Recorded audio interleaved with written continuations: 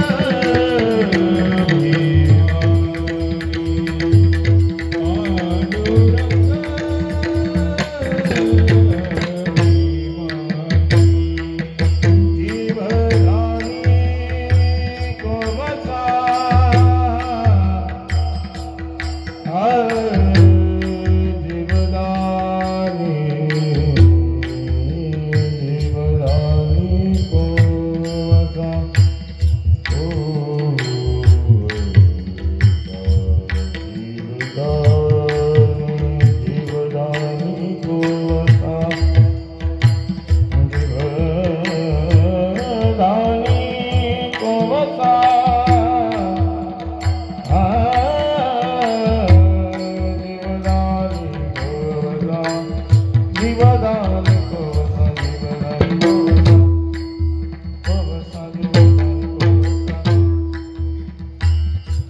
जीवदानी कोसा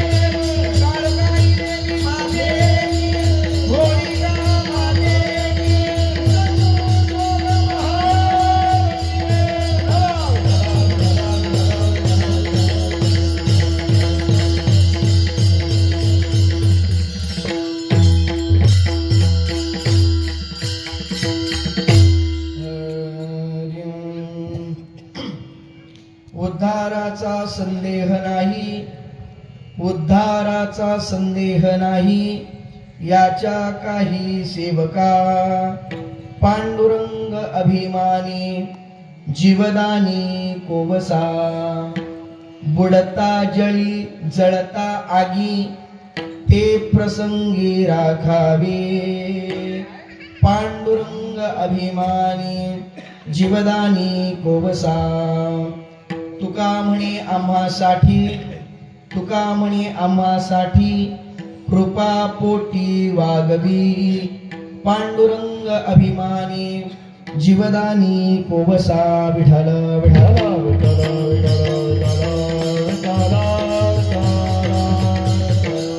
नमो विठ्ठला राजया पांडुरंगा, नमो रुक्मिणी माऊली ज्ञानगंगा, नमो पुंडलिका, नमो चंद्रभागा. नमस्कार माझा रुक्मिणी पांडुरंगा. पांडुरंगा करू प्रथम दुसरे चरणा संतातिया, दुसरे चरणा संतातिया.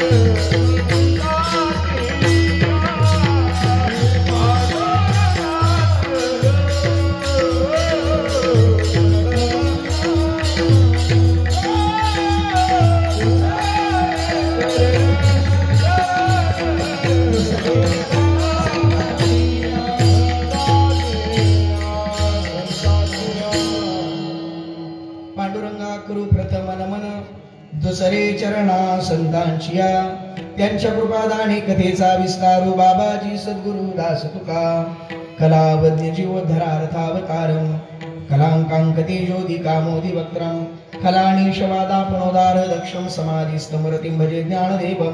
ओम नमो ज्ञानेश्वरा करुणाकरा दयाळा, तुमचा अनुग्रह लादलो पावन झालो चराचरी. मी कळा कुसरी काहीच नेने, बोलतो वचने अतिभाविका. एका जनार्दनी तुमचा दास त्याची आस पुरवावी. मस्तक माझा पायावरी या वारकरी संतांच्या वचन ऐक कमळापती माझी रंगाची विनंती. कर जोडी तो कधी काळी आपण असावी जवळी.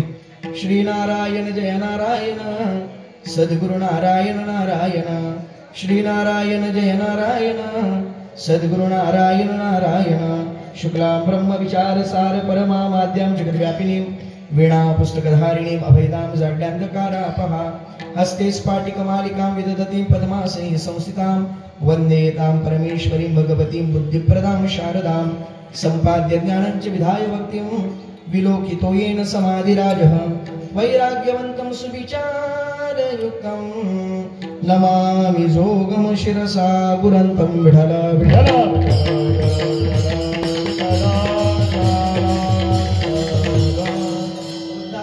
संदेह नाही, याच्या काही सेवका पांडुरंग अभिमानी जीवदानी कोवसा. प्रस्तुत प्राप्त प्रसंगी प्राप्त स्थळी आपणा सर्वांच्या अंतःकरणामध्ये विराजमान असणाऱ्या सर्व व्यापक भगवान परमात्म्याच्या सेवेकरिता गायला गेलेला अभंग ज्ञानेशप्रिय श्रीमंत श्रेष्ठ श्री जगद्गुरु तुकोबाराय यांच्या पंचवेद नाम गाथा आणि त्या गाथेमधील 4 चरणांचा अभंग असून या अभंगामध्ये श्री तुकोबाराय हे भगवंताचा जो भक्त आहे, भगवंताचा जो दास आहे, भगवंताचा जो सेवक आहे, त्याने भगवंताची सेवा करत असताना आपला उद्धार होईल की नाही याविषयी अंतःकरणामध्ये मनामध्ये संदेह संशय शंका बाळगू नये. विठ्ठल विठ्ठल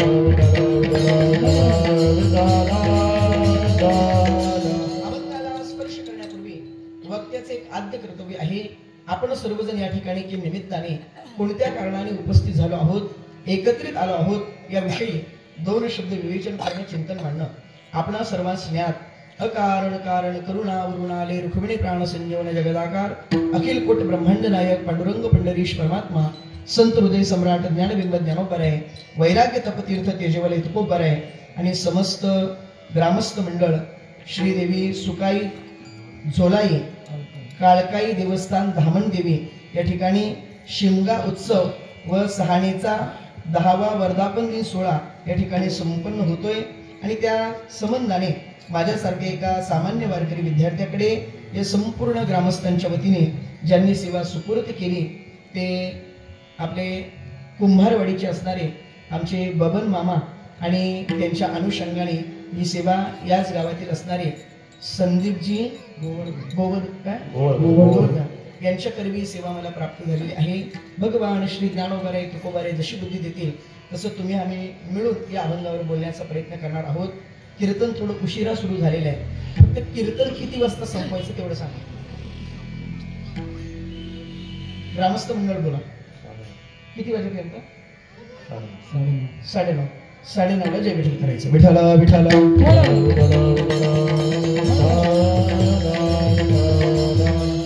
आज उत्सव होळीचा आहे, आज उत्सव शिमग्याचा आहे. आज या मंदिराचा वर्धापन दिन सोहळा आहे. शिमगा हा उत्सव संपूर्ण कोकणामध्ये अतिशय आनंदाने संपन्न केला जातो, साजरा केला जातो. नवे नवे हाच उत्सव कोकणामध्ये 1 महिनाभर साजरा होतो. काही कोकणातील विशेष सण आहेत, त्या सणांमध्ये हा होळीचा सण, शिमग्याचा सण विशेष आहे. महाराज, आम्ही फक्त युट्यूबला पाहतो, स्टेटसला पाहतो, इंस्टाला पाहतो नेमका शिमगा कोकणामध्ये काय असतो, पण तो अनुभवण्याचा अजून काही योग आला नव्हता. परंतु नेमकं काय असतं, कमीत कमी त्या होळीला, त्या शिमग्याला कोकणामध्ये तरी गेलो पाहिजे अशी मनोमन निश्चित इच्छा होती. नारदाच्या गादीवरून सांगतो, पण काय काळकाई मातेच्या मनामध्ये आलं आणि तिने हा उत्सव करण्याची प्रेरणा या संपूर्ण ग्रामस्थांना देत असताना 10व्या वर्धापन दिनानिमित्ताने माझीच नियुक्ती केली. याच्यापेक्षा वेगळा मला आनंद दुसरा कोणताच नाही महाराज. आणि हा होळीचा सण आपण मोठ्या प्रमाणे साजरे करत असतो. होळी हा उत्सव कधीपासून संपन्न व्हायला लागला आपण अभंगामध्ये ते पाहणार आहोत. पण नेमकी होळी म्हणजे नेमकं काय, तुकोबारायांच्या थोड्या प्रमाणांचा आपण विचार करू आणि होळी आता कलियुगाच्या दृष्टीने आपण कशी साजरी केली पाहिजे याचा विचार करू. प्रामुख्याने होळी साजरी करत असताना होळी म्हणजे नेमकं काय, आपल्या जीवनामध्ये असणारे महादोष हे नष्ट करणं, त्यांना जाळणं, याला होळी म्हणायचं. आपल्या जीवनातील असणारे पाप नष्ट करणं याला होळी असं म्हणायचं. आणि आपल्या जीवनामध्ये असणारे जे काही दोष आहेत, विघ्न आहेत, ते नष्ट करणं याला होळी म्हणायचं. विठ्ठल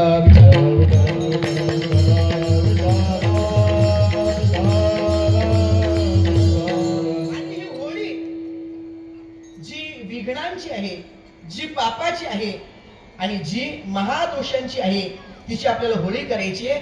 बरं, ही होळी करत असताना नेमकं काय केलं पाहिजे, एक भगवंताचं नाम आणि त्या भगवंताच्या नामाने आपल्या जीवनामध्ये असणारे जे महादोष आहेत ते सगळे महादोष जाळायचेत, नष्ट करायचेत, त्यांना दहन करायचे, त्यांची होळी करायचे.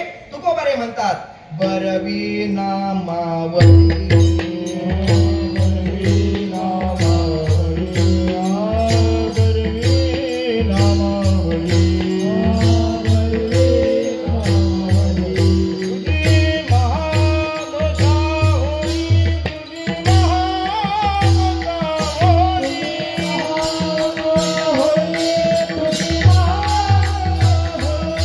तुझे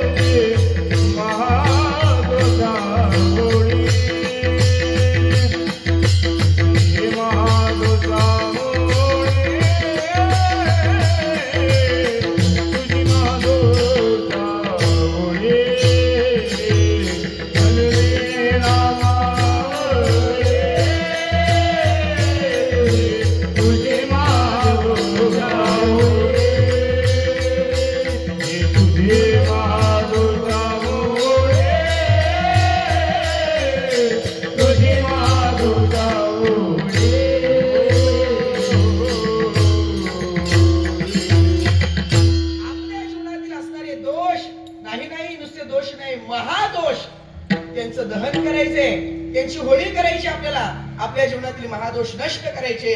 कलियुगाच्या दृष्टीने तुकोबारे म्हणतात बरवी नामावळी.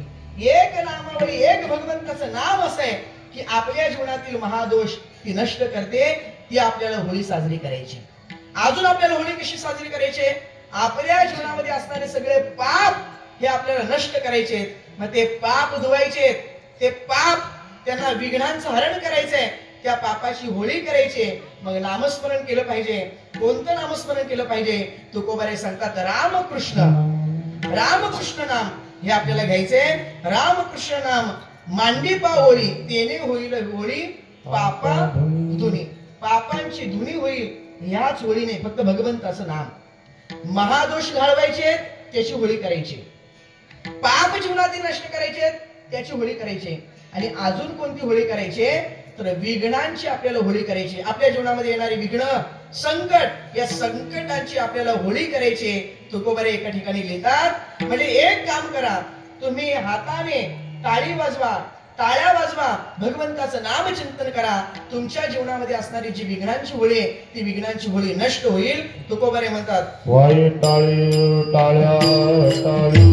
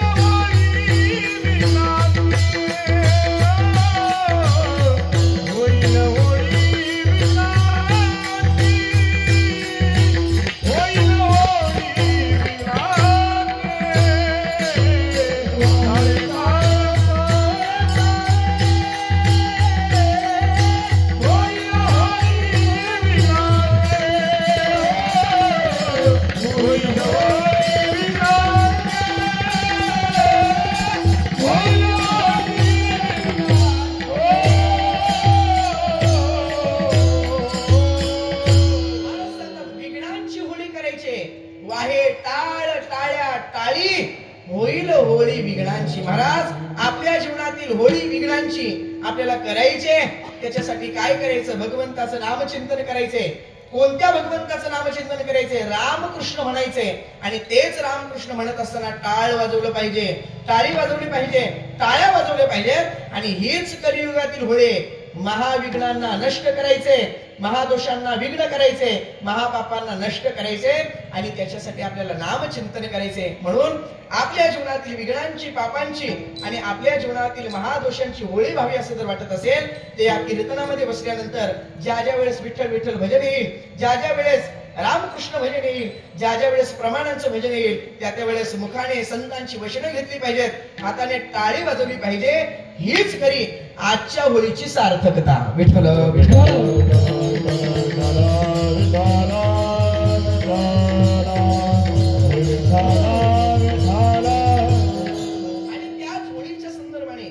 अभंग निवडलेला आहे तो जगद्गुरु तुकोबारे यांचा आहे.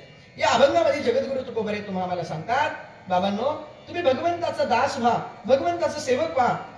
मग सेवक झाल्यानंतर तुमच्या अंतःकरणामध्ये, मनामध्ये संदेह, संशय, शंका बाळगू नका की आपला उद्धार होईल की नाही. कारण भगवंताचा भक्त आणि उद्धार नाही असं पाहायला मिळणार नाही. आपण संपूर्ण मृत्यू लोकांमध्ये जर विचार करू गेलो तर जेवढे काही स्मार्त वाङ्मय आहेत, संत वाङ्मय आहेत, औपनिषदी वाङ्मय आहेत, त्या सगळ्या वाङ्मयांचा जर विचार करू गेलो तर सगळेच वाङ्मय आपल्याला एवढंच सांगतात, मानवी देहाला आला आहात, मग मानवी देहाला आल्यानंतर काय करा? आत्म उद्धार करून घ्या. प्रत्येकाने मानवी देहाला आल्यानंतर आपला आत्म उद्धार करून घेतलं पाहिजे. मग आत्म उद्धार करून घ्या. तुकोबारे म्हणतात उद्धार करून घ्या, उद्धार करून घ्या. उद्धाराची 4 कारण शास्त्रामध्ये सांगितली.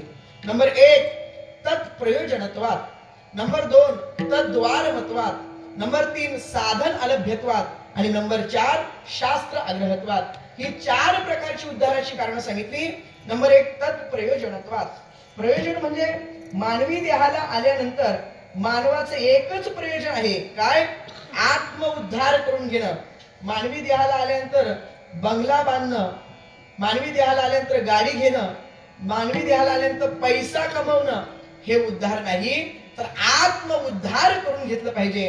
हे मानवाचं परम प्रयोजन आहे. प्रयोजन म्हणजे नेमकं काय?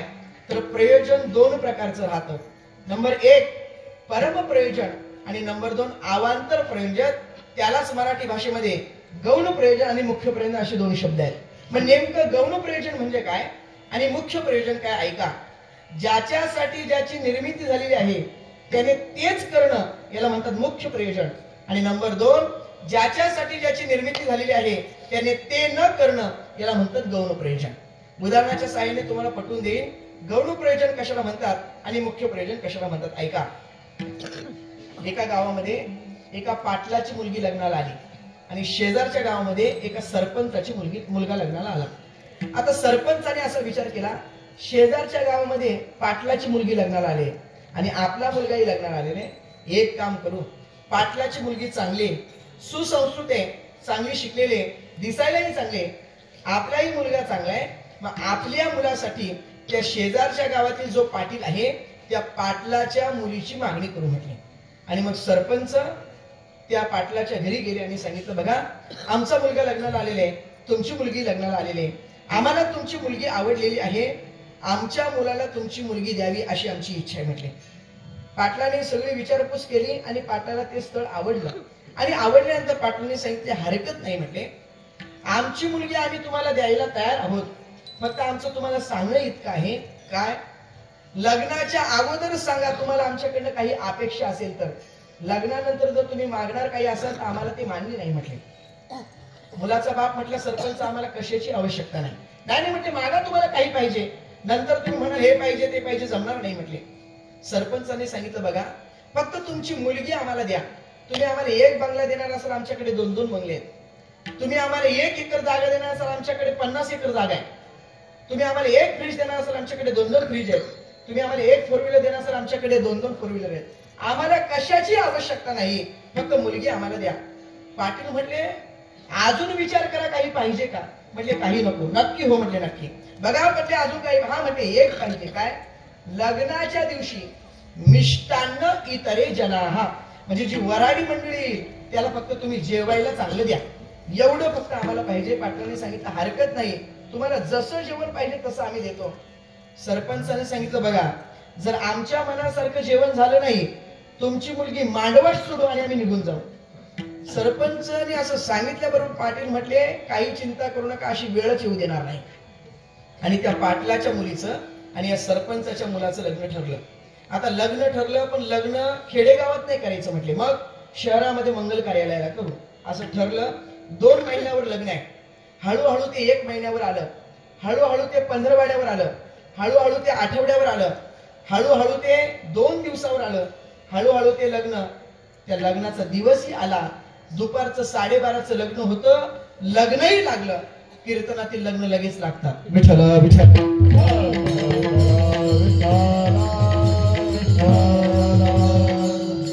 अजून जरा सोपं बोलू का? कीर्तनात लग्न लगेच लागतात. विठ्ठल विठ्ठल.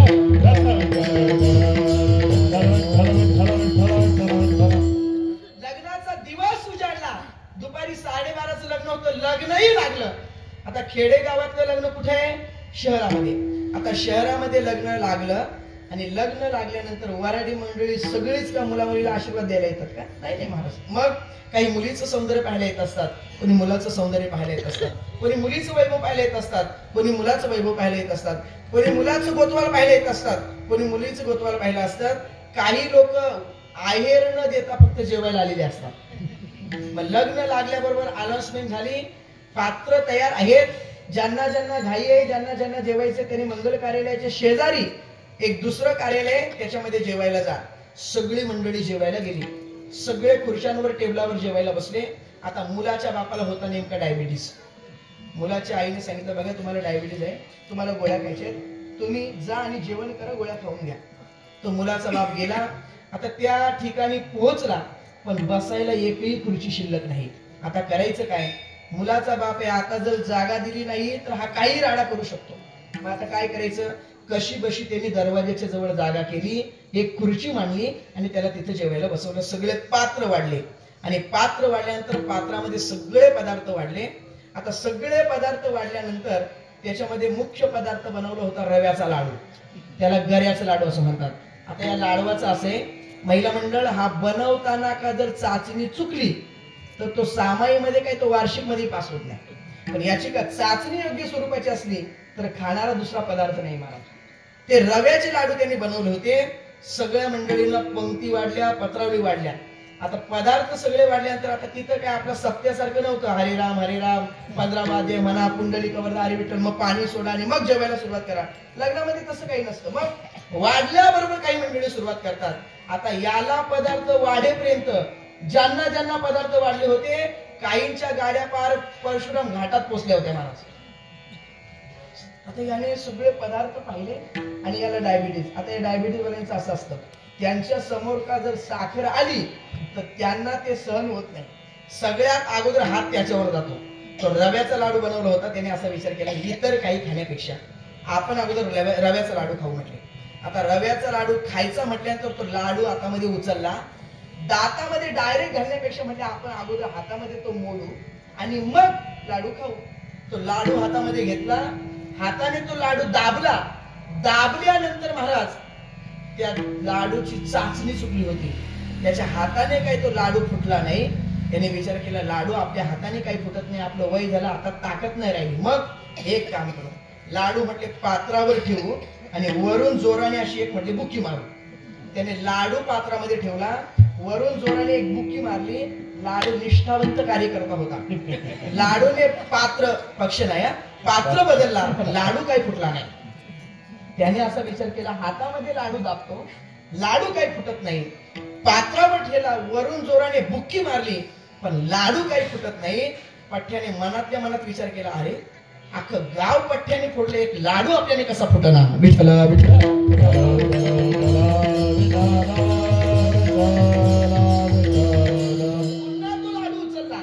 लाडू उचलल्यानंतर दातामध्ये घातला, चावला. दर्शिनी भागाचे 2 दात लाडूने घेतले पण लाडू काही फुटला नाही. असा राग आला. असा स्वयंपाक करतात का हेच सांगितलं होतं का? म्हणजे चला आता यांची मुलगी यांना ठेवायची, निघायचं आपण. पण म्हणजे एक काम करू ना, लाडू हाताने फुटला नाही, बुकी मारली त्याच्याने फुटला नाही, दाताने चावला त्याच्याने फुटला नाही. एक प्रयोग करू म्हटले. काय? बसला होता दरवाजाच्या जवळ, म्हणजे दरवाजाच्या फटीमध्ये लाडू घालू आणि लाडू फोडण्याचा प्रयत्न करू. लाडू दरवाजाच्या फटीमध्ये घातला, दरवाजा ओढला, दरवाजाच्या 2 बिजाकऱ्या तुटल्या पण लाडू काही फुटला नाही. तसा तुटला. तावाने मुलीच्या बापाजवळ गेला, ठेवा तुमची मुलगी तुम्हाला. निघालो. अहो झालं काय?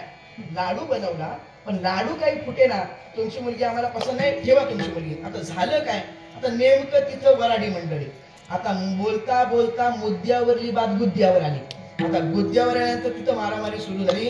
आता वराडी मंडळी होती, त्यांना काही कुठेतरी हात धुवायचे ना, घ्या म्हटले धुवून. कारण वराडी शब्दाची व्याख्या अशी केली जाते महाराज, ज्यांची हाडं वर आलेली असतात त्यांना वराडी म्हणतात. आणि ती वराडी मंडळी तशी येत नसतात, मग पाचची घेऊनच आलेली असतात. मग ती मारामारी सुरू झाली.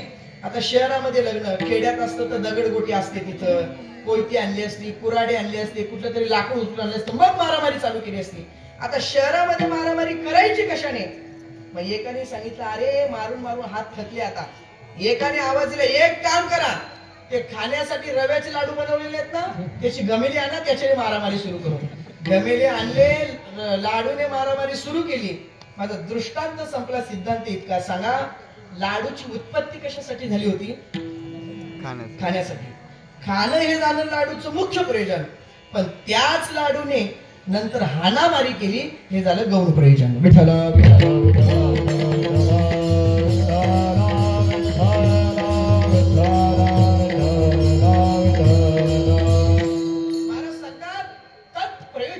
उद्धाराचं पहिलं कारण आहे, हे प्रयोजन आहे मानवाचं. मानव देह तुम्हाला प्राप्त झाला, मग याच्याने तुम्ही काय केलं? आत्म उद्धार करून घेतलं पाहिजे, भगवंताला प्राप्त करून घेतलं पाहिजे. म्हणून तत्प्रयोजन उद्धाराचं पहिलं कारण सांगितलं. नंबर 2, तद्वार महत्वात, म्हणजे दारवंटा. मानव देह एकमेव असं दार आहे की त्याच्याने आत्म उद्धार करून घेता येतं, तो दारवंटा आहे. पूर्वीचे कीर्तनकार दृष्टांत सांगायचे, ज्ञानोबरांचं प्रमाण नंतर सांगतो, अगोदर दृष्टांत सांगतो. पूर्वी असं राहायचं, पूर्ण गावाला अशी गावकोस राहायची. आता ती गावकोस राहिली नाही महाराज. पूर्वी गावाला गावकोस राहायची आणि त्या गावामध्ये प्रवेश करण्यासाठी एकच दरवाजा राहायचा. आता तो दरवाजाही राहिला नाही, ती गावकोस राहिली नाही. त्याचं कारण असे, पूर्वी लोक गावात राहत होते, आता लोक गावाच्या बाहेर राहायला लागले. अजून सोपं सांगू का? पूर्वीपेक्षा काळ आता फार बदलला महाराज. पूर्वी लोक घरात खात होते आणि प्रातविधीला बाहेर जात होते. आता लोक बाहेर खातात आणि प्रातविधीला घरात येतात.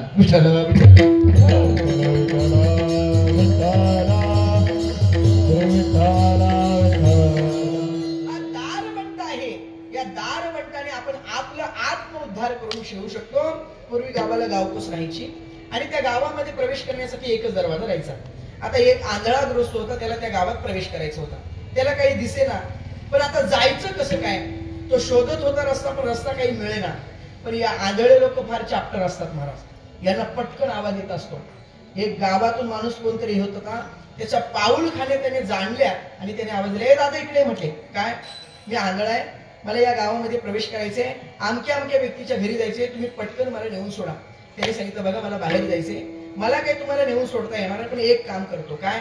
गावाची गावकोस आहे, तिला स्पर्श करून देतो, तुम्ही हात लावत लावत लावत जा, दरवाजा येईल, त्या दरवाज्यातून तुम्ही आत प्रवेश करा. गावात गेले की दुसरं घर आहे ते व्यक्तीच आहे म्हटले, तुम्ही तिथे जाऊ शकता. म्हटले, काही होईना, तेवढा का होईना परोपकार करा म्हटले. त्याने हात लावून दिला. हा आंधळा माणूस हात लावत लावत लावत दरवाजापर्यंत पोहोचला आणि दरवाजापर्यंत पोहोचला, पण त्याच्या अंगाला नेमकी खास सुटली आणि अंगाला खास सुटल्यानंतर खाजवायला सुरुवात केली. एकीकडे खाजवतोय आणि चालणंही तसंच आहे. दरवाजा मागे निघून गेला, अंगाची खाज गेली, पुन्हा हात लावला. हात लावत लावत लावत लावत पुन्हा आला. जेव्हा दरवाजा आला, पुन्हा अंगाला खाज सुटली, खाजवायला सुरुवात केली, पुन्हा दरवाजा निघून गेला. पुन्हा प्रवेश करत करत करत करत पुन्हा तिथपर्यंत आला. दरवाजाच्या जवळ आला की त्याच्या अंगाला खाज सुटायची आणि खाज गेली की दरवाजा निघून जायचा. आता ज्ञानोबरांचं प्रमाण आहे, नगर भ्रमता जन्म जाय परी प्रवेश एक्याद्वारी रे. नगर भ्रमण करता करता संपूर्ण आयुष्य निघून जाईल, पण त्या दरवाज्यात प्रवेश होणार नाही का? जर दरवाजाच्या जवळ आला आणि अंगाला खाज सुटली तर त्या गावात प्रवेश होणार नाही. तसं हा दारवंट आहे, मनुष्य देह प्राप्त झाला आणि इथं आल्यानंतर भगवंताचं नामचिंतन न करता इतर काही करत राहिले तर आत्मउद्धार होणार नाही. विठ्ठला विठ्ठला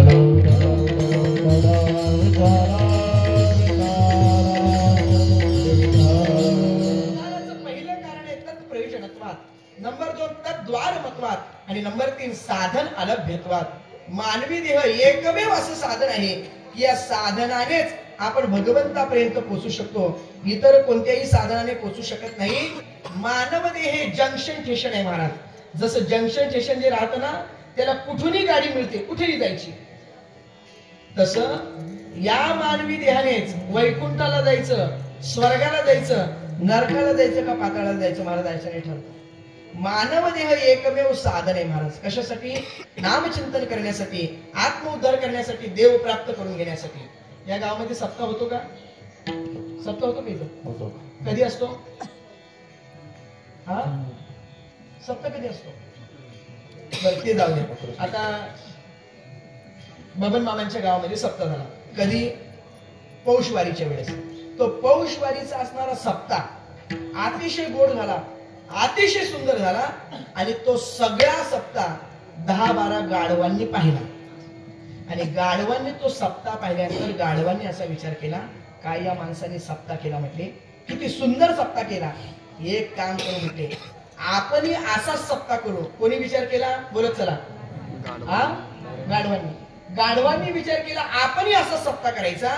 5-25 गाढव एकत्र आले आणि त्यांनी भजनी मंडळ स्थापन केलं आणि भजनी मंडळ स्थापन केल्यानंतर सप्त्याची तारीख ठरवली. सप्त्याची तारीख ठरवल्यानंतर आता म्हटले सप्ताह करायचा, पण सप्त्यासाठी पहिल्यांदा विणा पाहिजे. आता करायचं काय? आमच्या आदित्य महाराजांना घेतलं. कोणी? बोलत चला. गाढवांनी. आणि आदित्य महाराजांना घेतलं, आळंदीला गेले आणि खूप सुंदर अशा प्रकारचा विणा घेऊन आले. म्हणजे आता विण्याची व्यवस्था झाली, आता टाळ पाहिजे. मग काय करायचं? आमच्या महाराजांना घेतलं, आळंद नगरला गेले. नगरला 1 नंबरचे टाळ 15 टाळ घेऊन आले. कोणी? गाढवांनी. आता म्हटले पकवाच पाहिजे. आता करायचं काय? महाराजांचं नाव काय? हा? कन्हैया महाराज. कन्हैया महाराजांना घेतलं. तुमच्याकडे कुठे पकवाच बनवलं जातं?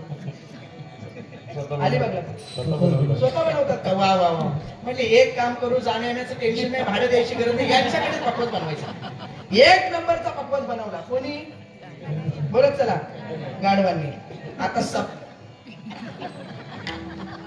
अहो त्यांनी बनवून घेतलं ना. आता ऐका, परत एकदा ऐका. आदित्य महाराजांना घेतलं, वीणा आणला. आमच्या गायक महाराजांना घेतलं, टाळ आणले. यांच्याकडून पखवाज सुंदर बनवला. सगळ्या टाळकऱ्यांना ऑर्डर दिली. म्हणजे तुम्ही टाळ घेऊन उभं राहायला यायचं. चोपदारांना नाही सांगितलं, तुम्ही यायचं बरं. कोणी? गाढवांनी. आता सप्ताह ठरवला, पण म्हणजे कीर्तन ठेवायचं काल्याचं. कोणाचं ठेवायचं? द्या म्हणजे जितेंद्र महाराजांना तारीख. मला तारीख दिली. कोणी? बोलत चला.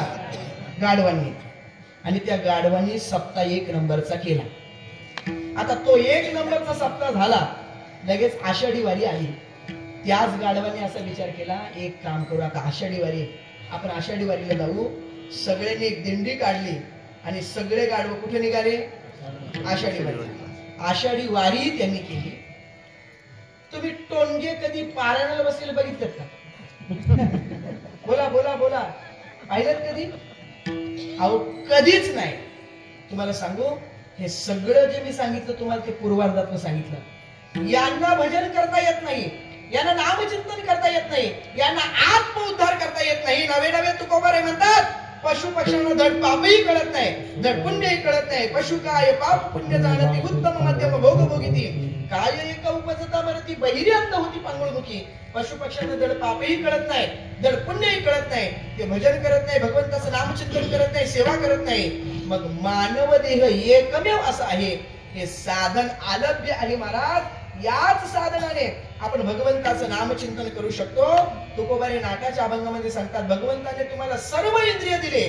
दिले इंद्रिय हात पाय कान, दिले इंद्रिय हात पाय कान, डोळे मुख बोलाया वचन, डोळे मुख बोलाया वचन, जेणे तो जोडसी नारायण, जेणे जोडसी नारायण, नाती देव पण भवरोग,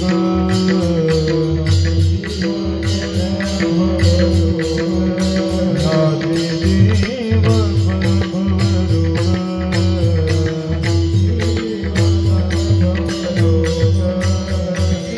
इंद्रिय हात पाय कान, इंद्रिय हात पाय कान, इंद्रिय हात पाय कान, इंद्रिय हात पाय कान, इंद्रिय हात पाय कान, डोळे मुख बोलाया वचन, जेणे तुझोडसी नारायण, नाते जीव पण भवरोग, हात पाय कान,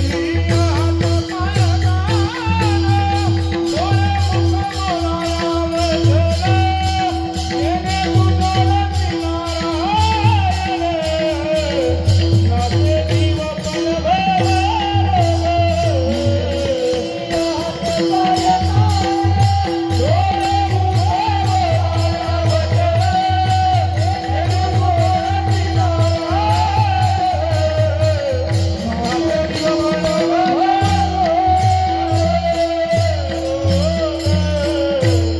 वचन, जेणे तुझोडसी इंद्रिय हात पाय कान, डोळे मुख बोलाया वचन, जेणे तू जोडसी नारायण, नासे जीवपण भवरोग. जेणे तू जोडसी नारायण. साधन आलभ्यत्वात. आलभ्य असं साधन आहे की या साधनानेच आपण भगवंत जोडू शकतो, भगवंत जोडू शकतो, आपला आत्म उद्धार करू शकतो. म्हणून मला सांगतात, भगवंताने जे इंद्रिय दिलं, जे साधन दिलं, हा मानवाचा देह दिला, हा कसा आहे? आलभ्य आहे. तत्प्रयोजनत्वात, तत्वालमत्वात, साधन अलभ्यत्वात. आणि नंबर 4 उद्धाराचं कारण सांगताय शास्त्र आग्रहत्वात. शास्त्र सुद्धा आपल्याला हेच सांगते, मानव देह प्राप्त झाला, मग तुम्ही आत्म उद्धार करून घ्या. भगवान परमात्मा स्वतः गीतेमध्ये सांगतात, उद्धरे दात्मनात्मानं नात्मानं औसादेत आत्मयो ह्यात्मनो बंधू रात्मयो रिपुरात्मनः किंवा ज्ञानोबारे सांगतात आपुली आपण करा सोडवण संसार बंधन तोडावे किंवा तुकोबरेंचं असंच एक प्रमाण आहे आपुली आपण करा सोडवण प्रसन्नते सार मन ग्वाई विठ्ठला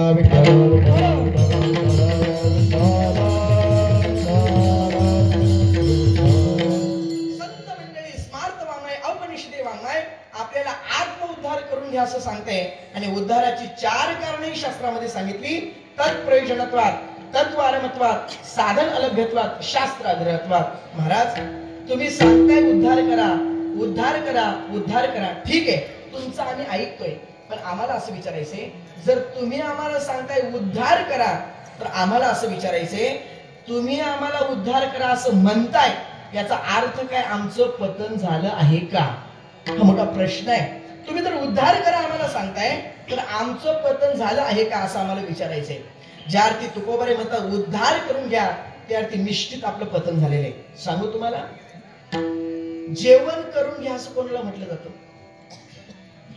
जो जेवलेला आहे आणि हात धुतोय त्याला म्हटलं जाते का नाही तुमच्याकडे लग्नाला टेबल आणि खुर्चीत राहते ना जेवायला नाही का खाली बसतात का बरं ठीक आहे लग्नाला लग्न लागलं आणि सगळी मंडळी खाली बसली आता खाली बसल्यानंतर ज्यांना ज्यांना बसायला जागा मिळाली ते चांगले जेवण करायला बसतात पहिल्या पंक्तीला पण ज्यांना फार भूक लागलेली असते ते असे आजूबाजूला उभे असतात आणि आजूबाजूला उभे राहिले तर खरं सांगतात ते नक्की तुमच्याकडे पाहत असताना खरंच आनंदाने पाहत असतात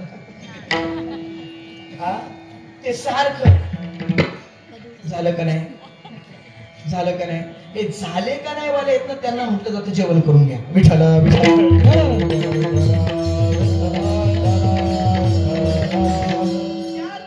म्हणतात आत्म उद्धार करून घ्या उद्धार करून घ्या त्या निश्चित आपलं पतन झालेलं आहे मग महाराज ठीक आहे तुम्ही जर म्हणताय आमचं पतन झाले तर आम्हाला तुम्हाला काही प्रश्न करायचे म्हणजे करा प्रश्न पहिला प्रश्न आहे का हो पतन म्हणजे नेमकं काय नंबर 2 आमचं पतन कशा कशाने झालंय नंबर 3 आमचं पतन कशामुळे झालं नंबर 4 उद्धार म्हणजे काय नंबर 5 उद्धाराची साधनं कोणती आणि नंबर 6 त्या साधनांचा आम्ही अवलंब केला तर आमचा उद्धार होईल का विठ्ठला नंबर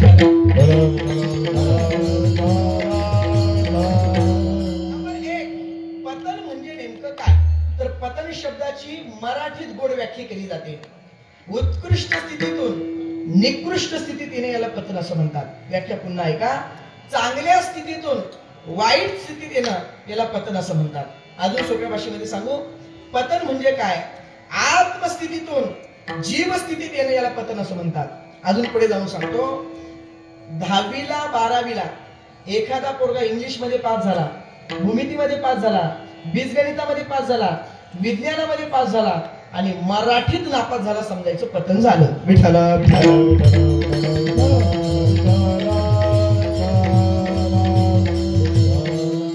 म्हणजे नेमकं काय रंक होती राजे यमाची घरी पण आता याचा अन्वय करावा लागतो तेव्हा अर्थ लागतो याचा अर्थ लागत नाही अन्वयाला फार महत्व आहे रंक होती राजे यमाची घरी आता याचा अन्वय असा करायचा यमाची घरी जे राजे आहेत ते रंक होतात असा जर अन्वय केला तर अर्थ लागतो काही काही ठिकाणी अर्थ लागण्यासाठी अन्वय करावा लागतो आणि अर्थ चुकीचा आला समजायचा अन्वय चुकीचा लावला आळंदी पंढरपूरला जर जायचं असेल तर आळंदीवरून पंढरपूरला जात असताना ज्ञानोबाईंची पालखी निघते तुकोबाईंची पालखी निघते दोघांचाही मुक्काम एका दिवशी पुण्यात राहतो आणि त्या पुण्यामध्ये प्रत्येक गल्ली बोळामध्ये लिहिलं असतं काय येथे लग्बी करू नये येथे लग्बी करू नये प्रत्येक गल्ली बोळामध्ये लिहिलं असतं आणि असंच एक आमचे वारकरी बाबा समोर लिहिले येथे लग्बी करू नये आणि कुशाल तिथे लग्बी करायला उभे राहिले आम्ही दोघे असे जात होतो मी म्हटलं काय बाबांना कळते की नाही समोर लिहिले येथे लग्बी करू नये आणि कुशाल बाबा तिथे लग्बी करतात आम्ही तोपर्यंत थांबलो बाबांचं विधी पूर्ण झाली बाबा पालटी असे झाले बाबांना विचारलं बाबा म्हटलं योग्य नाही म्हणजे काय तुम्ही इथे सहज लिहिले असे येथे लग्बी करू नये ते वाचताय आणि कुशाल तुम्ही तिथे लग्बी करताय बाबांनी सांगितलं महाराज म्हटले तुम्हाला कोणी सांगितलं तिथे असं लिहिलं येथे लग्बी करू नये म्हटलं स्पष्ट लिहिले येथे लग्बी करू नये बाबा म्हटले पुन्हा वाचा मी पुन्हा वाचले येथे लग्बी करू नये बाबा म्हटलं सरळ लिहिले येथे लग्बी करू नये नाही नाही पुन्हा वाचा मी म्हटलं अजून चष्मा तर काही लागलेला नाही मराठी मला चांगली वाचता येते, स्पष्ट लिहिले येथे लघवी करू नये. बाबा म्हटले खरंच लिहिले येथे लघवी करू नये. बाबा म्हटले महाराज तिथे तसं नाही लिहिलं. मग तिथे म्हणजे असं लिहिलेले येथे लघवी करून ये. विठ्ठला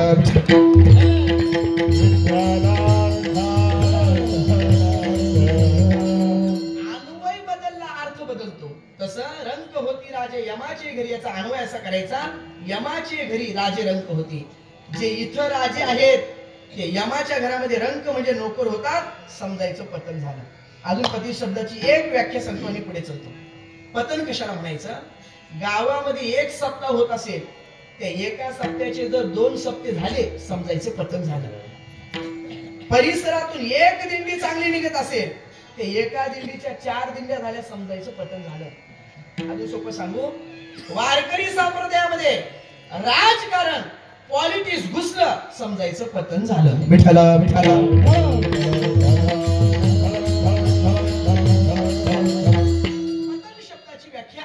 पतन म्हणजे काय? महाराज पतन म्हणजे काय आम्हाला समजलं. आमचा दुसरा प्रश्न आहे तुम्हाला, आमचं पतन कशा कशाने झालं? तर आपलं पतन हे 2 कारणामुळे होत असतं. नंबर 1 आपले विचार आणि आपला आचार.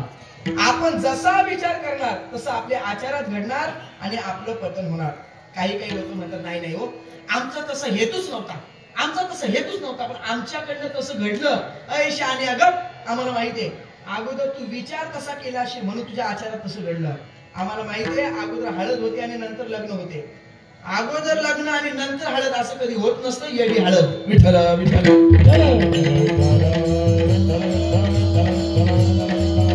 आपलं पतन विचार आणि आचार या 2 गोष्टीमुळे होत असतं. नंबर 3 आमचं पतन कशामुळे होतंय जरा सांगा? तर आपलं पतन हे आपल्यामुळेच होत असतं. तुकोबारे नाटाच्या अभंगामध्ये सांगतात, माझा मीच झालो शत्रू. आपले शत्रू आपणच आहोत महाराज. एखादा माणूस म्हणतो थांब थांब थांब, आता तुझ्या तोंडाला काळं फासतो. मला असं विचारायचंय, दुसऱ्याच्या तोंडाला काळं फासण्याच्या अगोदर हात कोणाचे काळे होतात? बोला ना. आपलेच ना. आपलं पतन आपल्यामुळेच होत असतं. त्याचं कारण असं आहे, आपल्याला दुसऱ्याचं सुख महाराज बघवतच नाही हो, बघतच नाही. एखाद्याला दुःख झालं की आपल्याला आनंद जो होतो त्या आनंदाला पारावर राहत नाही, आणि एखाद्याला जर सुख झालं तर आपल्या पोटात दुखायचं राहत नाही. एका माणसाचं पोट दुखायला लागलं, डॉक्टरकडे गेलं. डॉक्टर साहेब माझं पोट दुखतंय. डॉक्टर साहेबांनी इलाज केला, गोळ्या दिल्या. 10 दिवस गोळ्या खा, तुम्हाला बरं वाटेल. घरी गेला, 10 दिवस गोळ्या खाल्ल्या, पुन्हा डॉक्टरकडे गेला. डॉक्टर साहेब 10 दिवस तुमच्या गोळ्या खाल्ल्या हो, पण पोट दुखायचं काही बंद होईना. डॉक्टरांनी त्याचे सोनोग्राफी, एक्सरे, झेरॉक्स काय असतील नसतील तेवढे काढले, त्याच्या समोर ठेवले आणि सांगितलं बघ याच्यामध्ये तुला एखादी गाठ दिसत नाही, अपेंडिक्स दिसत नाही, स्टोन दिसत नाही, काही नाही, म्हणजे तुमच्या पोटाला काही झालेलं नाही, पण साहेब पोट दुखते माझं. डॉक्टरांनी सांगितलं या 20 दिवसाच्या गोळ्या खा, एवढ्या खाल्ल्या का तुम्हाला बरं वाटेल. तो गेला घरी, 20 दिवसाच्या गोळ्या खाल्ल्या. 1 महिना पूर्ण झाला, पोट दुखायचं काही बंद होत नाही. पुन्हा डॉक्टर गेला, डॉक्टर साहेब पोट दुखायचं बंद होत नाही. एक काम करा, मी तुम्हाला चांगल्या डॉक्टरचा ऍड्रेस देतो, तिथपर्यंत जा, ते डॉक्टर तुमच्यावर इलाज करतील. ऍड्रेस दिला, त्या गोळ्या होत्या त्या घेतल्या, काही रिपोर्ट होते ते घेतले, डॉक्टरकडे गेले. डॉक्टरने सगळे रिपोर्ट पाहिले, काहीच दिसत नाही कशात, पण तरी पोट दुखतंय. डॉक्टरने सांगितलं माझ्याकडल्या एवढ्या 5 दिवसाच्या गोळ्या खा, तुम्हाला नक्की बरं वाटेल. त्याने गोळ्या घेऊन घरी गेला, 5 दिवस गोळ्या खाल्ल्या, पण पोट दुखायचं कुठं बंद होते. पुन्हा आला डॉक्टरकडे, डॉक्टर साहेब तुमच्या गोळीने काही फरक पडला नाही. डॉक्टर साहेब म्हटले नक्की? हो म्हटले नक्की. आता डॉक्टर आणि पोलीस काय प्रश्न करतील त्याचा भरोसा नाही. डॉक्टर साहेबांनी त्याला जवळ घेतलं, काय म्हटले तू माझा फार चांगला पेशंट आहेस, अतिशय चांगला पेशंट आहेस, पण मी तुम्हाला काही प्रश्न करतो, ते प्रश्न आणि त्या प्रश्नांची उत्तर दे ना. त्या पेशंटने सांगितलं हो डॉक्टर, आता तुम्ही माझे डॉक्टर आहेस, मग तुम्हाला प्रश्नांची उत्तर द्यायला काय हरकत आहे म्हटलं. म्हणजे तुम्हाला विचारा काय विचारायचं. डॉक्टरने सांगितलं तुमचं नाव काय, त्याने नाव सांगितलं. तुम्हाला मुलं किती, मुलं सांगितली, बायको आहे का, आई, आई वडील हो, सगळे सगळे सगळे प्रश्न केले. आणि मग त्याला असं गाळ्यात घेतलं, आपल्या भाषेत गाळ्यात म्हणलं, काय म्हणतो तुमच्याकडे, हा, त्याला असं घेतलं गाळ्यात आणि विचारलं का रे तुझं पोट दुखतंय? हो. ज्या दिवशी पोट दुखायला लागलं त्याच्या आदल्या दिवशी तू काही असं खाल्लं होतं का जे तुझ्या आयुष्यात तू कधीच खाल्लं नाही? म्हणजे असं काही खाल्लं नाही, मग तरी पोट का दुखते? म्हणजे माहित नाही. म्हणजे ठीक आहे, ज्या दिवशी पोट दुखायला लागलं त्याच्या आदल्या दिवशी तुझ्या जेवणात काही मच्छर माशी तुला दिसली का त्याच्यामुळं? म्हणजे असलंही काही नाही. डॉक्टर म्हटले खरंच? हो म्हटले खरं. ऐक म्हटले, एक विचारा म्हटले. डॉक्टर म्हटले का रे, तुझं पोट दुखायला लागलं त्याच्या आदल्या दिवशी शेजारच्या बाजारचं काही चांगलं झालं का? आवाज आला तुम्हाला? तुमचं पोट दुखायला लागलं त्याच्या आदल्या दिवशी शेजाऱ्यांचं कोणाचं काही चांगलं घडलं का? डॉक्टर साहेब, तुम्ही माझे फार जवळचे, तुम्ही एवढं जवळ येऊन मला विचारताय म्हणून फक्त मी तुम्हाला सांगू शकतो का? डॉक्टर साहेब, खरं सांगू, खरं सांगायचं, खरंच हो सांग. डॉक्टर साहेब, शेजारच्याने बंगला बांधला, त्याची बंगल्याची वास्तुशांती झाली. त्या वास्तुशांतीमध्ये मी जेवलो आणि दुसऱ्या दिवशी माझं पोट दुखायला लागलं.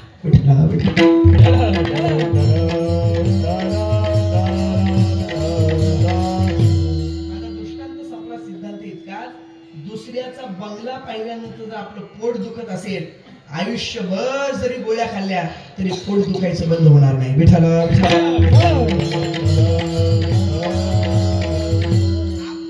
आपल्यामुळेच होतं. महाराज, पतन म्हणजे काय समजलं, आमचं पतन कशाने झालं हेही समजलं, आमचं पतन कशामुळे झालं हेही समजलं. आमचा चौथा प्रश्न आहे तुम्हाला, उद्धार म्हणजे काय जरा सांगा ना. आता पतन तर समजलं, उद्धार म्हणजे काय? तर ऐका, जशी पतन शब्दाची व्याख्या केली होती त्याच्या बरोबर विरुद्ध उद्धार शब्दाची व्याख्या करायची. काय पतन शब्दाची पहिली व्याख्या केली होती? उत्कृष्ट स्थितीतून निकृष्ट स्थितीत येण्याला पतन असं म्हणतात. आता उद्धार शब्दाची अक्षी व्याख्या करायची, निकृष्ट स्थितीतून उत्कृष्ट स्थितीत जाणे याला उद्धार असं म्हणतात. उद्धाराची दुसरी व्याख्या अशी करायची, जीवस्थितीतून आत्मस्थितीत जाणं याला उद्धार असं म्हणतात. उद्धाराची तिसरी व्याख्या अशी करायची, गावामध्ये बिनविरोध निवडणूक झाली समजायचं गावचा उद्धार झाला. अजून उद्धाराची व्याख्या सांगतो, एखादी गरीबाची कन्या आहे, दुर्बळाची कन्या आहे आणि त्या कन्येला एखाद्या श्रीमंत मुलाने केली, राजाने केली, आता तिच्या जवळची असणारी गरिबी नष्ट झाली, याला म्हणतात उद्धार, याला म्हणतात उद्धार. राजयाची कांता काय भीक मागे आणि मनाची आजोगे सिद्धी पावे, दुर्बळाची कन्या समर्थाने केली आणि अवदसा निमाली दारिद्र्याची. महाराज सांगतात, एखादी दुर्बळाची कन्या आहे, गरीबाची मुलगी आहे, लोकांच्या घरी धुनीमांडी करते, दिसायला देखणी आहे आणि त्या मुलीला राजाने पाहिलं, राजाला ती मुलगी आवडली, राजाने त्या मुलीबरोबर लग्नही केलं. आता लग्नाच्या अगोदर ती गरीबाची मुलगी होती, लोकांच्या घरी धुनीमांडी करायची, उष्ट असेल, शिळपाका असेल ती खात होती. आता लग्न झाल्यानंतर ती राजाची बायको झाली, आता तिला धुनीमांडी करायची गरज आहे? आता तिला लोकांच्या घरी काम करायला जायची गरज आहे? नाही नाही महाराज. मग सकाळी उठल्यानंतर तिला किचन मध्ये जायची गरज नाही, बेडवरच आहे आणि ती बेडवरून सांगू शकते मला चहा पाहिजे, लगेच तिला बेड टी तयार. विठाला याला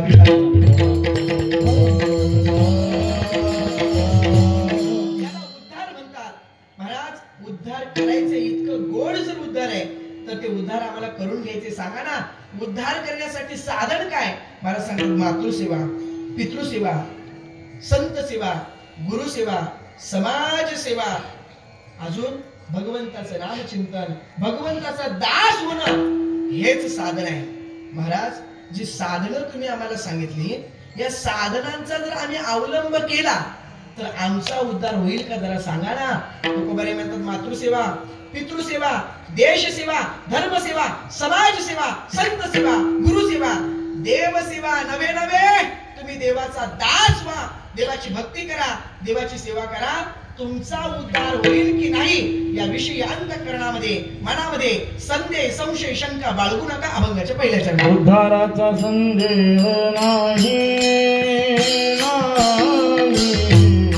उद्धाराचा संदेह नाही.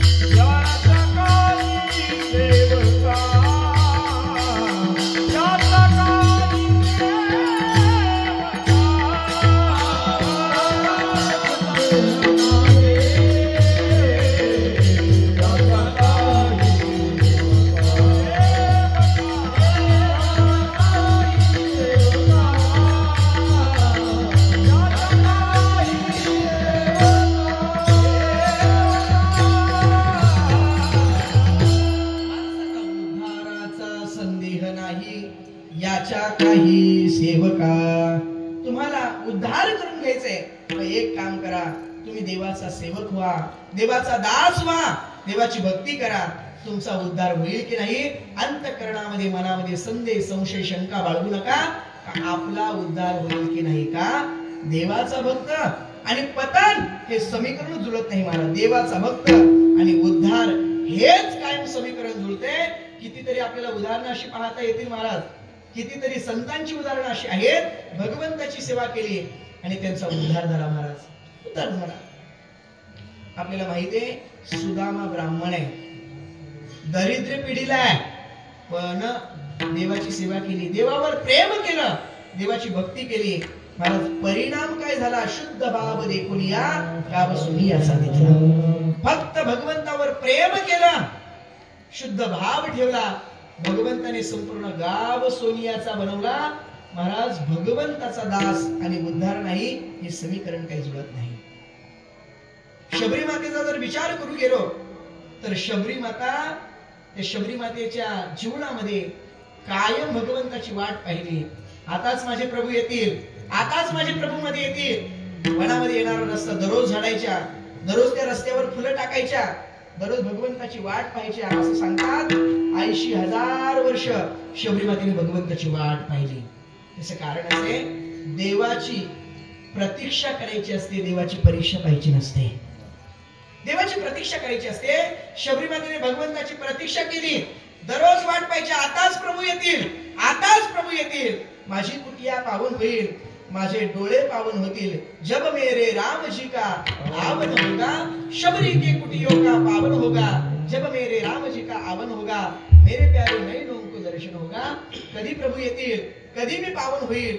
आणि एक दिवस प्रभू रामचंद्र आले आणि शबरी मातेचा उद्धार केला. भगवंताचा भक्त आणि उद्धार नाही हे समीकरण जुळत नाही. म्हणून मला सांगा, उद्धाराचा संदेह नाही याच्या काही सेवका.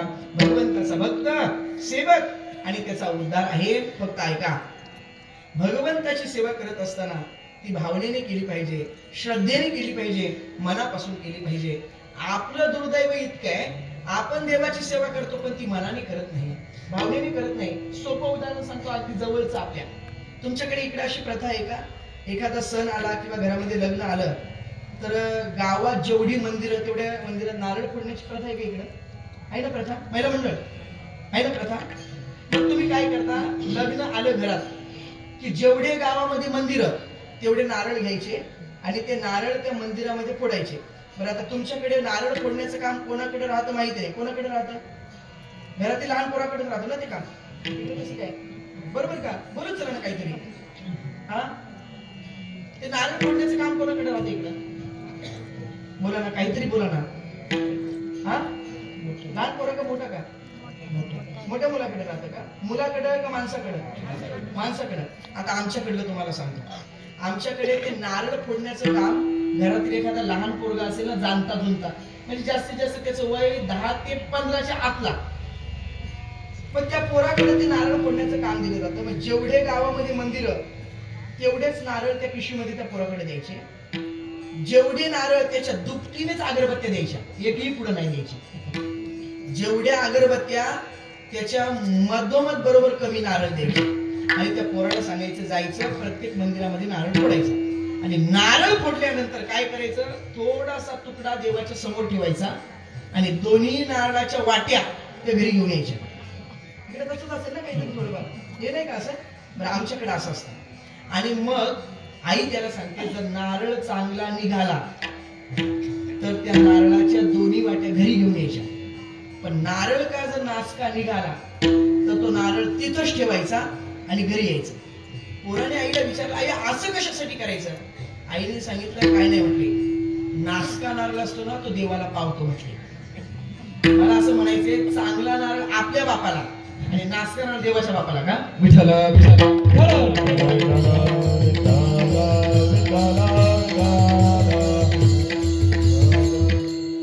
जीवनामध्ये आल्यानंतर नेमकी देवाची भक्ती कशी केली पाहिजे, देवाला जशी आवडेल तशी भक्ती आपण केली पाहिजे, तशी भक्ती केली पाहिजे. आपली भक्तीच बेबिचारी महाराज, भक्ती बेबिचारी. सांगू तुम्हाला, इथलं कीर्तन झालं, आपण जेवण केला, इथे सगळे कार्यक्रम झाले. आपण आपल्या घरी जायला निघालो आणि घरी जायला निघाल्यानंतर रस्त्यामध्ये दोन प्रकारच्या मूर्त्या पडलेल्या आहेत. एक मूर्ती रामाची आणि एक मूर्ती यमाची. तुम्ही कोणती मूर्ती उचलणार खरं सांगायचं? पुरुष वर्ग रामाची नक्की. इकडं कोण म्हटलं? तिकडं मग यमाची. इकडे सगळे नक्की लॉक किया जाय. बरं, तुमचं म्हणणं आहे सगळ्यांचं दोन मूर्त्या तर मध्ये पडलेल्या आहेत, एक रामाची आणि एक यमाची. आम्ही रामाची मूर्ती उचलू असं तुमचं म्हणणं आहे. माझ्या समोर जर मूर्ती आल्या तर मी यमाचीच उचलणार आहे. आता तुमचं म्हणणं काय? एक तरी माझ्या बाजूने या कोणीतरी, तरी रामाची उचलणार. बरं ठीक आहे. आता ऐका, तिथून रामाची मूर्ती तुम्ही उचलली, पुन्हा तुमचा प्रवास पुढे झाला चालू आणि 50-20 पावलं तुम्ही चाललात. रस्त्यामध्ये पुन्हा दोन प्रकारच्या मूर्त्या पडलेल्या आहेत, एक मूर्ती रामाची आणि एक मूर्ती यमाची. पण गंमत अशी, रामाची मूर्ती ती दगडाची आणि यमाची मूर्ती ती सोन्याची. आता कोणती उचलणार बोला? हा, कोणती कोणती कोणती कोणती? नक्की रामाची. अहो, कीर्तनात बोलण्यापुरतं ठीक आहे रामाची हो, पण समोर आल्यानंतर सोन्याच्या यमाच्या मूर्तीशिवाय हात जाणार नाही. त्याला म्हणतात व्यभिचारी भक्ती. विठ्ठला विठ्ठला.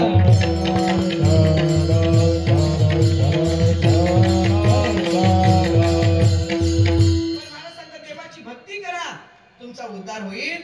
नुसता उद्धार होईल यात नवं नाही, तो भगवान परमात्मा त्या भक्ताविषयी काय करतो अभंगाच्या दुसऱ्या चरणात. पांडुरंग अभिमानी, पांडुरंग अभिमानी, पांडुरंग अभिमानी, पांडुरंग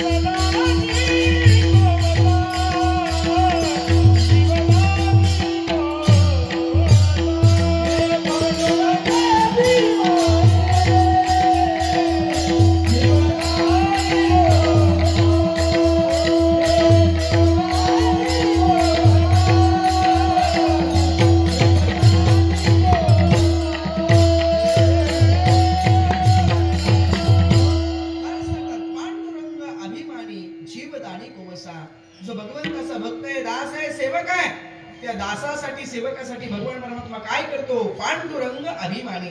पांडुरंग त्या भक्ताच्या विषयी अंतःकरणामध्ये अभिमान धारण करतो आणि जीवदानी कोवसा. त्या भक्तासाठी जीव जरी द्यायचं म्हटलं तरी पाऊल मागे घेत नाही. भगवंताचा नियम असा आहे, तुम्ही भगवंतासाठी एक पाऊल पुढे करा. वाक्य पुन्हा ऐका, भगवंतासाठी तुम्ही एक पाऊल पुढे करा, भगवान परमात्मा आपल्यासाठी 99 पाऊल पुढे आल्याशिवाय राहणार नाही. महाराज भगवंताची सेवा केली पाहिजे. म्हणून मला सांगा, पांडुरंग अभिमानी जीवदानी कोवसा. जीव जरी द्यायचं म्हटलं तरी भगवान परमात्मा मागे येत नाही, असं भगवान परमात्मा का हो? जीवदानी कोवसा असं तुम्ही म्हणताय, भगवान परमात्मा जीव द्यायचं म्हटलं तरी मागे येत नाही.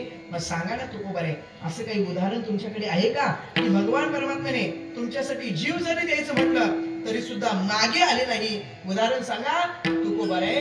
प्रल्हाद रूपामध्ये असताना आपल्या वडिलांनी आपल्याला मारण्यासाठी अनेक प्रयोग केले. त्या प्रयोगांपैकी 2 प्रयोग आजच्या अभंगामध्ये देतात, अभंगाच्या 3ऱ्या चरणात.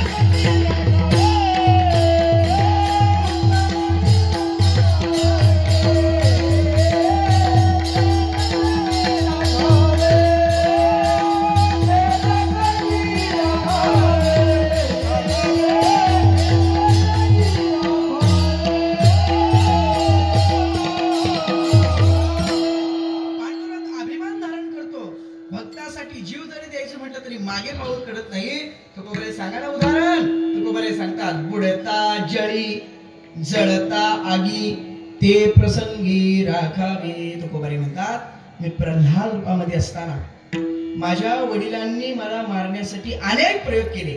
त्या प्रयोगांपैकी 2 प्रयोग म्हटले आजच्या अभंगामध्ये मी तुम्हाला सांगतो, ऐका. भक्त प्रल्हाद जन्मताच भगवान श्री नारायणचं नामस्मरण करायचं. नारायण नारायण सारखं भगवंताचं नामस्मरण. आणि हिरण्यकशिपू हा नारायणाचा कट्टर विरोधक.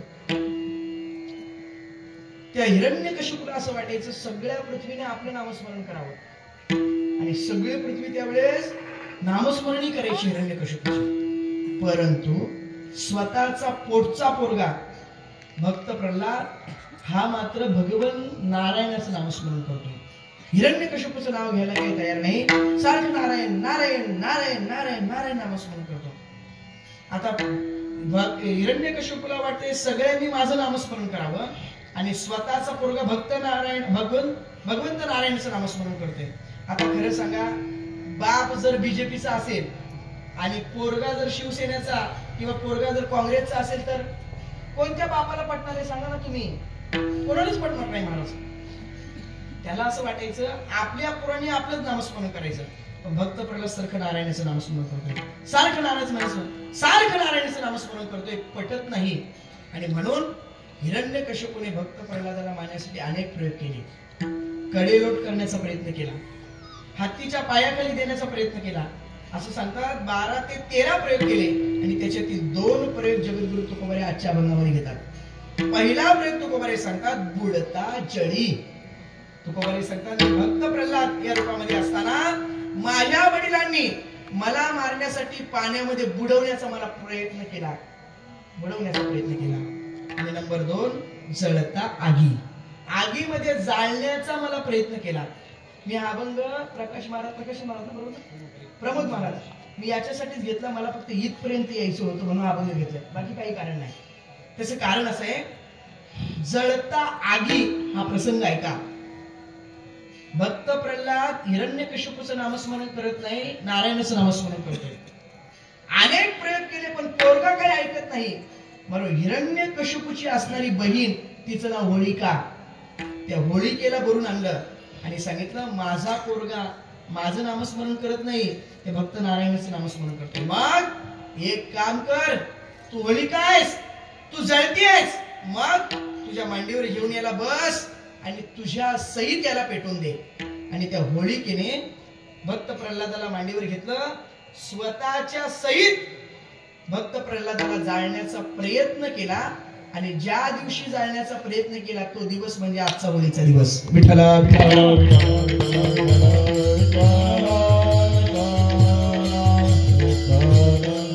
भक्त प्रल्हादाला मारण्याचा प्रयत्न केला, जाळण्याचा प्रयत्न केला, पण काही झालं नाही. सांगू तुम्हाला, मुंगी के पाव में घुंघरू बांधे ओ भी ईश्वर सुनताय, कृपा करे एक रघुराज तो बाल न बाका होय. म्हणून सुरुवातीला तुम्हाला 3 प्रमाण सांगली. महादोषाची होळी, महापाप नष्ट होतं आणि महाविघ्नांची होळी होते भगवंताच्या एक नामाने. आणि एक तुम्ही भगवंताचं नामस्मरण केलं, किती तुमच्यावर संकट येऊ द्या, तुम्हाला पाण्यामध्ये बुडवण्याचा प्रयत्न करू द्या, तर तुम्हाला आगीमध्ये जाळण्याचा प्रयत्न करू द्या, तुमच्या केसाला सुद्धा धक्का लागणार नाही. म्हणून बुडता जळी ते प्रसंगी राखावे, जळता आगी ते प्रसंगी राखावे. पण कशाने? एक भगवंताचे नामस्मरणे. पण नामस्मरण करायचे, कोणत्या देवाचं नामस्मरण करायचे जरा सांगा ना, तर त्याच देवाचे एकदा मोठ्या प्रेमाने भजन करू. विठोबार कुमारी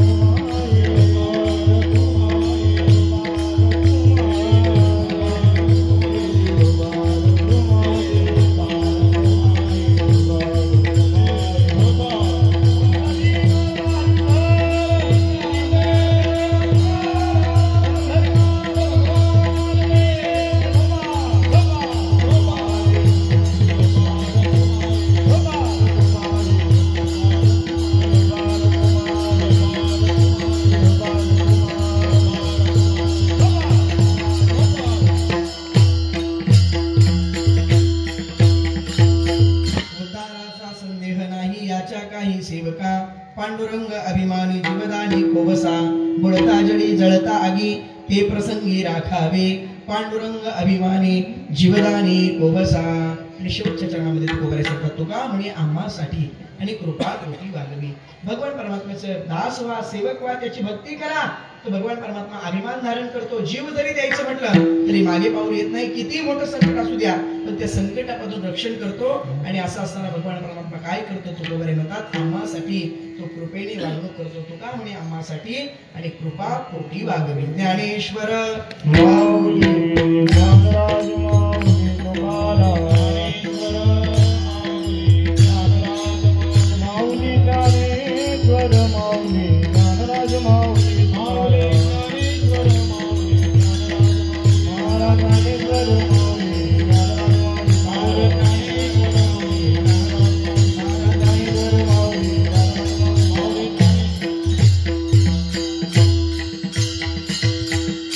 आज या ठिकाणी संपन्न होणारा हा श्रीदेवी सुकाई झोलाई काळी देवस्थान धामण देवी शिमगा उत्सव व सहाणेचा 10वा वर्धापन दिन सोहळा संपन्न होत असताना संपूर्ण ग्रामस्थांच्या वतीने ही सेवा माझ्यापर्यंत सुपूर्द झालेली आहे. सेवेसाठी या ठिकाणी उत्तम अशी मृदंगाची साथ करणारे आमचे कन्हैया महाराज अतिशय गोड वादन त्यांचे शब्द पुष्पाने आभार व्यक्त करतो. उत्तम अशी गायनाची साथ करणाऱ्यांच्या महाराजांचं नाव काय? जितेंद्र महाराज. बरं आहे आपलं चांगलं आहे. त्यांची सुद्धा शब्द पुष्पाने आभार व्यक्त करतो. म्हणजे आता तुमचं नाव मी विसरू शकत नाही. आदित्य महाराज आहेत त्यांचे शब्द पुष्पाने आभार व्यक्त करतो. तुमचं नाव पुन्हा विसरलो बरं का? हा रितेश महाराज भोसले अतिशय गोड गायन आणि विशेष म्हणजे वारकरी चाली फार गोड गातात. त्यांचे शब्द पुष्पाने आभार व्यक्त करतो. त्याचप्रमाणे आमचे पखवाजाची साथ करणारे प्रमोद महाराज त्यांचे शब्द पुष्पाने आभार व्यक्त करतो. महाराजांचं नाव अरुण महाराज त्यांचे शब्द पुष्पाने आभार व्यक्त करतो. अंकुश महाराज त्यांचे शब्द पुष्पाने आभार व्यक्त करतो. विनेकरी बाबा तुमचे शब्द पुष्पाने आभार व्यक्त करतो. सोबदार बाबा तुमचे शब्द पुष्पाने आभार व्यक्त करतो. आमचे परम मित्र असणारे प्रणव महाराज यांचे शब्द पुष्पाने आभार व्यक्त करतो. सर्वच टाळकरी वर्ग सर्वांचे शब्द पुष्पाने आभार व्यक्त करतो. आमचे बबन मामा या ठिकाणी उपस्थित आहेत. त्यांच्यामुळेच या परिसरामध्ये मला पुन्हा येण्याचा योग आला. त्यांचे शब्द पुष्पाने आभार व्यक्त करतो. माझ्या सोबत आलेले आमचे रोहित भाऊ आहेत. त्यानंतर आमचे आदित्य भाऊ आहेत. त्यांचे शब्द पुष्पाने आभार व्यक्त करतो. समोर असलेले दोन्ही व्हिडिओ करणारे तुमचे शब्द पुष्पाने आभार व्यक्त करतो. माईक सिस्टीम तर अतिशय गोड होती महाराज, अतिशय गोड. काही ठिकाणी गेल्यानंतर डबेच्या डबे मसाला आणि चव नाही कशाला बघा. पण गोड माईक सिस्टीम तुमचे सुद्धा शब्द पुष्पाने आभार व्यक्त करतो. महिला वर्ग पुरुष वर्ग या ठिकाणी भरपूर उपस्थित आहे. सर्वांच्या चरणी विनम्र अभिवादन करतो आणि सर्वांना होळीच्या मनापासून शुभेच्छा देतो. आणि कीर्तन वाक्पुष्प सेवेला पूर्ण विराम देत असताना भगवंताकडे एकच प्रार्थना सर्वेत्र सुखिनः सन्तु सर्वे सन्तु निरामयाः सर्व भद्राणि पश्यन्तु मा कश्चित् दुःखमाप्नुयात्. कोणाच्या वाट्याला दुःख नाही हो. प्रत्येक जण निरोगी राहो. प्रत्येकाच्या डोळ्याला सुख शांती समाधान पाहायला मिळो हीच भगवंताकडे प्रार्थना करतो. आणि कीर्तन वाक्पुष्प सेवेला याच ठिकाणी पूर्ण विराम देतो. भैरवी होईल, त्याच्यानंतर तुकाराम भजन होईल आणि त्याच्यानंतर जय विठ्ठल होईल. मला प्रमोद महाराजांना असं म्हणायचे भैरवी तरी वाजवा. तुकाराम तुकाराम तुकाराम तुकाराम तुका